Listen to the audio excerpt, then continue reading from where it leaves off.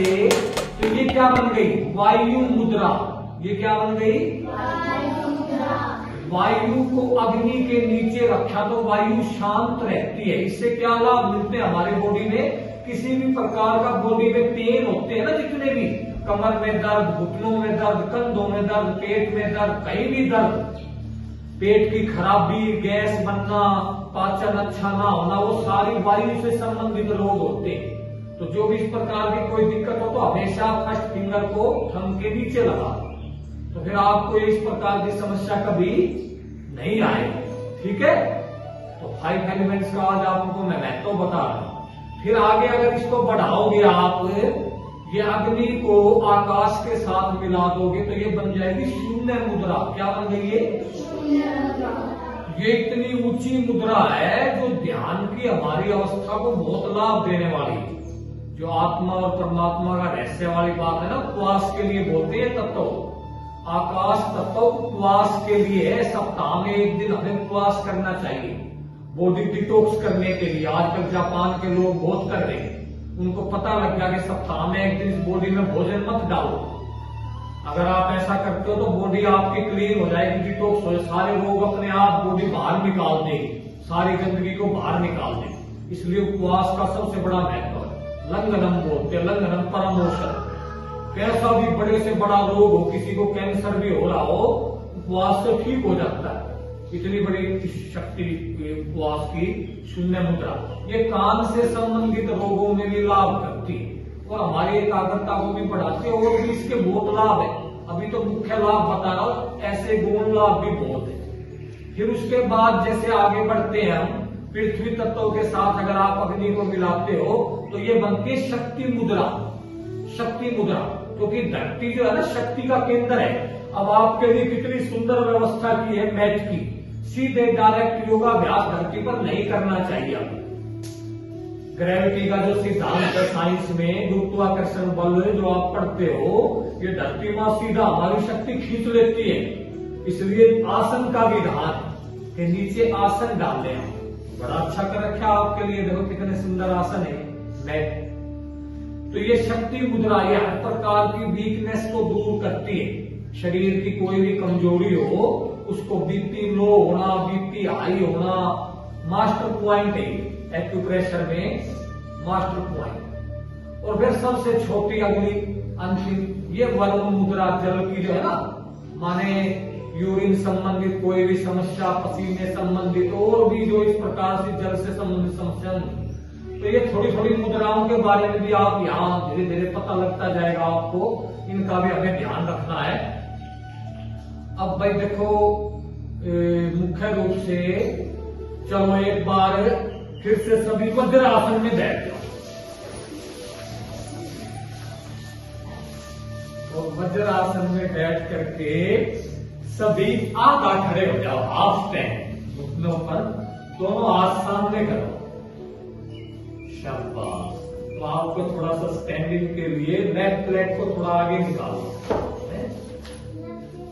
हाँ, left check कर लो आपने, मेरी लेफ्ट के अपोजिट साइड आपकी लेफ्ट रहेगी, मेरे सामने हो ना, है ना।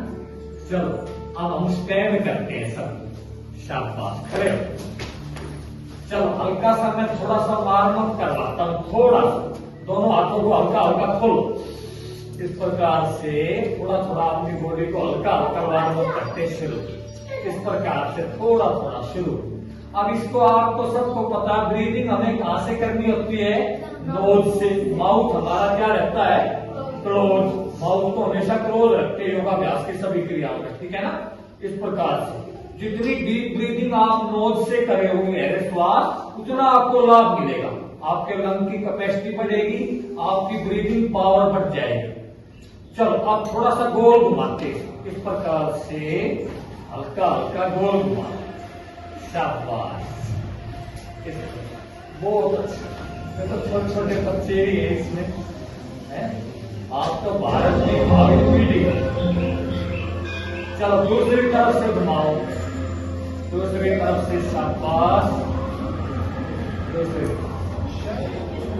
बहुत अच्छा। अब एक हाथ आगे पीछे करके इस प्रकार। हाँ, वेरी गुड, बहुत अच्छा, करो करो ऐसे, शाबाश, बहुत अच्छा, दूसरी साइड से थोड़ा सा,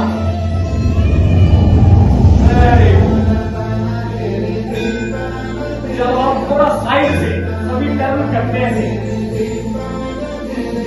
शाबाश, वेरी गुड,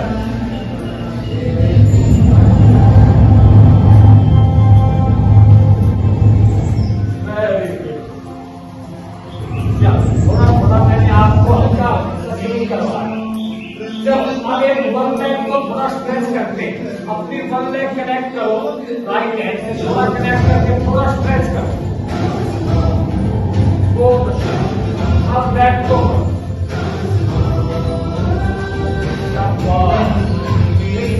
राइट,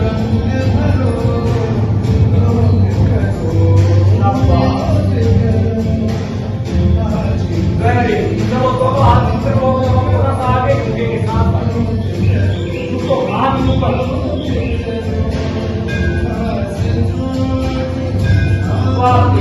एक बार फिर करके सांस लो,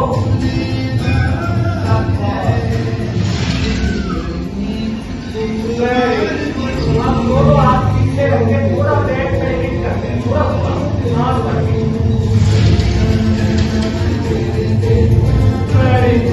एक बार फिर से करो, बहुत अच्छा, तो ये हल्का सा थोड़ा सा, अब हल्की जॉगिंग करते अपने स्थान पर खड़े करो, एक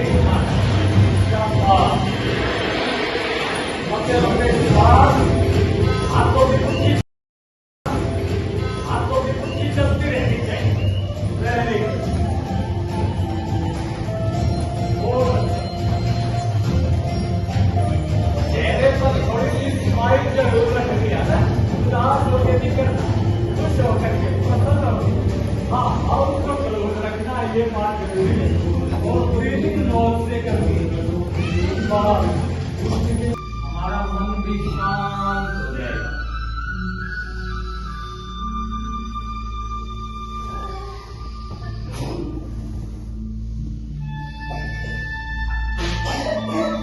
हाँ, अभी किसी को एक खांसी, किसी को छींक आ गई ना, मैंने ये सारा बॉडी का डिटॉक्स हो रही है, किस्म की बॉडी बाहर, क्योंकि ये बॉडी अंदर नहीं रखना चाहती किसी भी चीज को, बाहर निकालती है तुरंत, तो अच्छा है ये निकल रहे हैं उसको बाहर,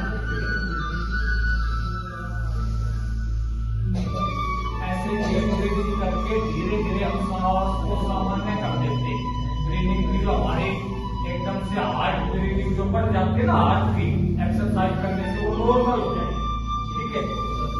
चलो अब एक छोटी सी बात कि एक्सरसाइज करते वक्त जो ये भी ध्यान की सोक्स डाल है ना बहन जी, आप भी सोक्स निकाल दिया, एक्सरसाइज करते वक्त हमें सोक्स नहीं डालनी चाहिए, क्योंकि ऑक्सीजन का प्रवाह रुकता है। वैसे तो पैर का सिद्धांत बड़ा अच्छा दिया प्राकृतिक चिकित्सा में, स्वास्थ्य का जो मूल मंत्र है कि पैर गर्म रहने चाहिए, पैर गर्म, पेट नरम और सिर ठंडा, तो बीमारी को मारो डंडा, पैर गरम, पेट नरम, सिर ठंडा, तो बीमारी को मारो डंडा, तो वो तो अच्छी बात है, पर एक्सरसाइज करते वक्त सोच उतार देनी चाहिए, फिर आप जैसे एक्सरसाइज करके जाओ यहां से फिर डाल लो, ठीक है। तो आप जरूर ध्यान रखना, उससे ऑक्सीजन का लेवल हमारा उठता है इससे, और दूसरी बात फिर ज्यादा हीट जो है ना एक्स्ट्रा, वो यहाँ की अगर यहाँ चली गई तो दिक्कत करती है, इसलिए सोच का महत्व नहीं, ये उतार के क्या करो, आप जो भी यहाँ योगा अभ्यास करते हो, आप सर्दी में बचाव के लिए अच्छा, हम ये नहीं कहेंगे कि मत डालो, डालो, पर वो बाद में डालो, ठीक है। तो चलो अब एक छोटी सी पंक्ति में योग की रखता हूँ, किसी भी मार्ग पर हम तब कामयाब होते हैं जब हम उस पर कंटिन्यू रहते हैं, सैतु दीर्घ काल निरंतर सत्कार से भी तो दृढ़ भूमि, ऐसा महर्षि पतंजलि जी ने योग दर्शन के एक सूत्र में लिखा है। आपको ये संस्कृत के सूत्र भी याद करने हैं। देखो योग विद्या बहुत ऊंची विद्या है, योग के संस्कृत के सूत्र याद करोगे ना, मंत्र याद करोगे तो ये ब्रेन इतना पावरफुल हो जाएगा कि आप अपने सब्जेक्टों को बहुत जल्दी याद कर पाओगे। फिर आप अपनी क्लास में टॉप रहोगे पढ़ाई में भी। फिर आपके लिए Hindi, English, mathematics, science, social science ये ज्यादा मुश्किल नहीं आएगी। फिर समझ रहे हो? इसलिए ऋषियों ने कहा संस्कृत भाषा सबसे ऊंची भाषा, देव भाषा, सभी भाषाओं की जननी। और वैदिक मंत्र याद करोगे, योग दर्शन के सूत्र याद करोगे, उतना ही ब्रेन खुलता जाएगा। ब्रेन बहुत पावरफुल हो जाएगा, मेमोरी शार्प हो जाएगी आप। तो आपको एक गायत्री महामंत्र, महामृत्युंजय मंत्र, दैनिक योग के सभी मंत्र भी याद करने हैं। और फिर धीरे धीरे आज से आपको योग दर्शन के सूत्र भी याद करवाएंगे। 195 195 कार्यक्रम होता है। तो एक दिन यहाँ फिर यज्ञ करेंगे हम जी। यज्ञ में आप सब शामिल होना। योग और यज्ञ का दोनों का बहुत बड़ा संबंध है। तो दोनों समय हवन करवाते थे गांव में। यज्ञ का महत्व बताते थे, क्यों यज्ञ करना चाहिए, क्या मतलब है इसका, ऋषि क्यों करते थे, आज क्यों जरूरत है, एनवायरमेंट की जो समस्या खड़ी है सबके सामने। आपकी बार बार छुट्टी हो जाती है विद्यालयों की, तो छुट्टियों से समाधान थोड़ी होगा।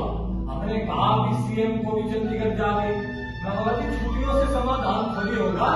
छुट्टी चाहे सारा साल कर दो, उससे कुछ नहीं होगा। उससे तो पढ़ाई बाधित हो रही है बच्चों की। जिससे समाधान होगा वो कार्य हमें बढ़ाने। एक तो वृक्षारोपण करना है, ज्यादा से ज्यादा वृक्ष लगाने, पेड़ पौधे लगाने, घर घर जड़ी बूटी लगाने, तुलसी की लोया, एलोवेरा, ऐसे पीपल, नीम, ये वृक्ष लगाने। तब आपको पता है सारे वृक्ष हमें ऑक्सीजन देते, कार्बन लेते हैं। तो ये काम करना हमें। आपका बर्थडे हो, कोई और घर पे विशेष कार्यक्रम, तो गिफ्ट रूप में भी आप वो दो। अब ऐसी पहल हर जगह चल रही है, तो खतरा बना हुआ सबके लिए। तो एक तो ये काम। दूसरा, पहले यज्ञ होते थे घर घर में, अब यज्ञ छोड़ दिए, सब करते ही। बाकी काम सारे डीजे बजाना, पता नहीं क्या क्या कर रहे हैं, कबाड़े कितना खर्च कर रहे हैं उसमें। मनुष्य अपने लिए तो पता नहीं क्या क्या कर रहा है। और जो असली प्रकृति माँ की रक्षा के लिए जो काम कर रहे हैं वो छोड़ दिया। तो देखो हमारी रक्षा कैसे होगी फिर? जब तक हम प्रकृति माँ की रक्षा नहीं करेंगे तो हमारी रक्षा नहीं हो सकती। ये हमें सावधान होना पड़ेगा, सबको जगाना पड़ेगा, तब हमारी रक्षा होगी। जो एयर चाहिए हमें, प्राणवायु शुद्ध, वो तो नेचर से मिलेगी, ऐसे नहीं मिलेगी। तो इस प्रकार से छोटी छोटी जागरूकता की बातें भी आपके बीच में रहेंगी। और मैंने गौरव को कहा है, तो इन्होंने कहा कि जो लास्ट महीने का जो अंत में ये कॉम्पिटिशन भी रखते हैं बच्चों का योगा का, और इसी दिन हवन भी करते हैं। तो अब की बार भगवान ने चाहिए मैं अगर इधर ही हुआ तो आपके बीच में रहेंगे अच्छे। और वही यज्ञ करेंगे शुद्ध गाय के घी से, शुद्ध सामग्री, शुद्ध समीधा लगा के। और ज्यादा से ज्यादा आप बताना, तो ज्यादा लोग आए इसको समझे। तो बस अब ये छोटी सी बात और छोटी सी पंक्ति योग से संबंध रख के फिर मैं यहाँ से विराम करके इजाजत चाहूंगा।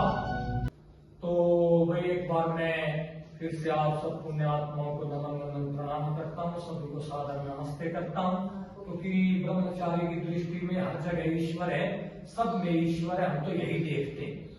देखो जो इसी दृष्टि से जीवन जीते हैं, योगीराज कृष्ण ने भी कहा यो मां पश्यति सर्वत्र, कि जो हर जगह मुझे देखता है, सर्वम चैवई पश्यति, और सब में मुझे देखता है। तो ना तो मैं उससे दूर हूं, ना वो मुझसे दूर है। तो देखो हम सबको इसी दृष्टि से जीवन जीना है कि सब में भगवान है और हर जगह भगवान है। तो इस भाव से ही योगी जीते हैं और इसी भाव से हम सबको जीना है, तब हम इस भारत को अच्छा बना पाएंगे। सभी इसी भाव से जिएंगे। छोटी सी पंक्ति योग की हमें संदेश दे रही है, उठ मनुष्य योग कर, योग का प्रयोग कर। कह रहे हैं कि भाई उठ मनुष्य योग कर और योग का प्रयोग कर। करके तो देख, किसी चीज का एक्सपेरिमेंट करते हैं तब पता लगता है इसका क्या महत्व। तो इसीलिए हम मनुष्य को ऋषि कह रहे हैं, उठ मनुष्य योग कर, योग का प्रयोग कर। उठ मनुष्य योग कर, योग का प्रयोग कर। योग करने से तेरा जीवन जाएगा सुधर, योग करने से तेरा जीवन जाएगा सुधर, उठ मनुष्य योग कर, योग का प्रयोग कर। तो योग करने से ही जीवन सुधरता है ना। सब बुराइयां हमारी दूर हो जाती हैं और जीवन अच्छा बनता है। इन्हीं सब शुभकामनाओं के साथ आपके मंगल भविष्य की कामना करते हैं परमात्मा से, और आप विद्या में भी आगे बढ़ें, अपने स्कूल में भी टॉप करें और योग में भी आगे बढ़ें, और ऐसे पढ़ते रहें, सबको आगे बढ़ाएं। इन्हीं के साथ हर्ष को भी बधाई बहुत बहुत, और गौरव को भी बधाई, और सभी को एक बार हर्ष और गौरव के लिए और अपने लिए क्लैपिंग करो।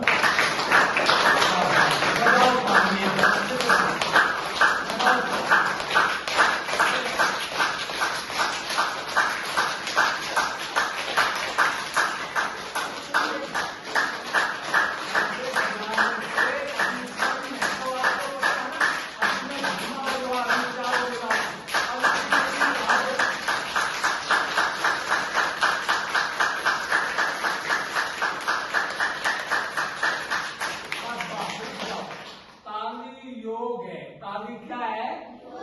और गाली रोग है। गाली क्या है?